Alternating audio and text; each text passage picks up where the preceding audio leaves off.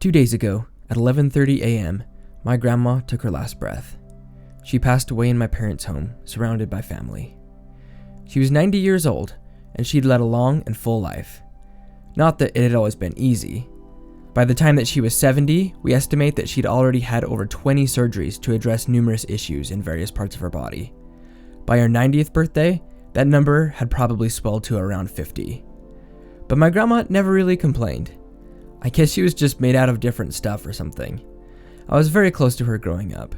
She lived in a house right next to my parents for most of my childhood, and I would always run over there right after school to grab a handful of whatever was in her candy jar and just spend hours talking to her, reading the comics she always saved me from the newspaper, or even just sitting there, not saying or doing anything at all. My grandma was great that way. She was the perfect conversation companion because she didn't mind silence. She was always perfectly happy to just sit there until one of us had something to say. Not that she never said anything. She used to love to answer our questions about when she was a little girl, what she did on the farm, what she remembers from the Second World War, or the first time she ever had spaghetti and pizza as a young woman. I've suddenly began to realize that she's one of the last handfuls of people who can remember such events. I'm sure you've heard the saying that you never truly die until nobody remembers your name. Does something similar happen to historical events? When nobody living remembers them, do we lose a certain ability to remember and learn from them? What are the implications of having no living person to tell us about things like the Depression, the Holocaust, Hiroshima? It's a bit of a sobering thought. My grandma could certainly talk, but she didn't have to. She was one of the most present people I knew. She could sit with herself for hours, and then be ready for conversation as soon as anybody started it. I remember she would always say, "Ho-hum," when contemplating something she wasn't happy with, and then she would move on. That was her in a nutshell. She didn't dwell on things that she couldn't change. She just adapted and got on with her life. She was one of the greatest examples of wu-wei that I've ever met. My grandma was coherent to the very end of her life. She was as sharp as a tack. She loved to paint, and she was very good at it, often giving away her masterpieces for free, and they were always treasured by the recipients. She loved to read, and it was with her that I was first introduced to Harry Potter. She would order the new books as soon as they came out, and I would borrow them from her once I managed to catch up. She rarely had a bad thing to say about anyone or anything. I always used to wonder what it would be like when my grandma passed away.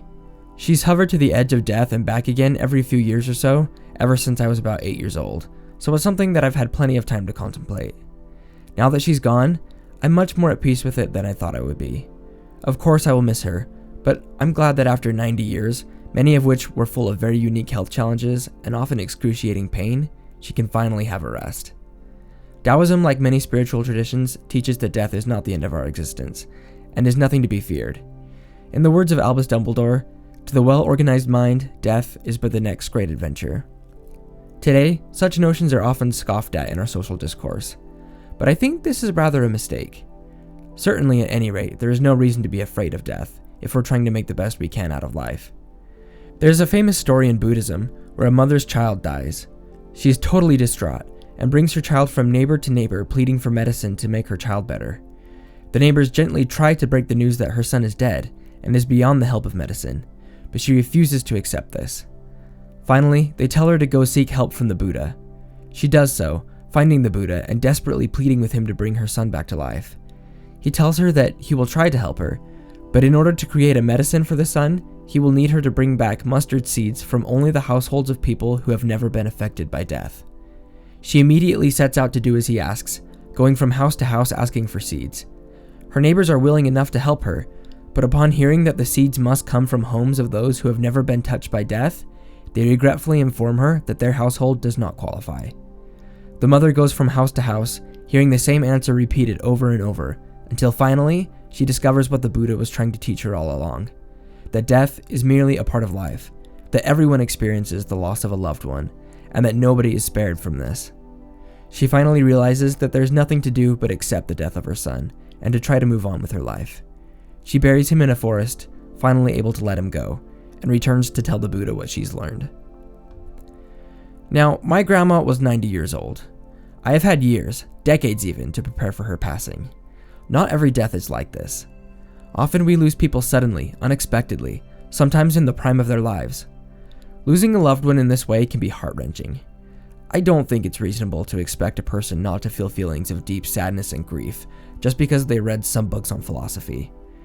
Actually, I think that experiencing grief at the loss of a loved one is just as normal and natural for a person following the path of Taoism, or any religion for that matter, as it would be for anyone else. Being a Taoist does not mean being emotionally invulnerable, quite the opposite. Taoism teaches us to be flexible, pliant, and soft, rather than rigid and unyielding. And I think it would only make sense for this to apply to our emotions as well. Taoism teaches that just like a reed or a blade of grass, that which is able to bend under high winds will eventually be able to stand up straight again once they are over. Taoism gives us a means of experiencing the many challenges and troubles of life without allowing ourselves to be overcome by them. Rather than trying to transcend feelings of grief and loss, we allow them to occupy their natural place in our lives. And then, once they have had their day, we move on, ready to experience all other feelings, emotions, and experiences that the richness of life makes available to us. I'm not going to wish for you guys to never experience the death of a loved one, because I know that this is a wish that simply will not come true. But I do wish that when you or I do experience death, we will not fight it, but rather accept what we cannot change, and find peace in oneness with Tao, God, or Source. Thank you for watching. Peace and blessings. I love you, Grandma.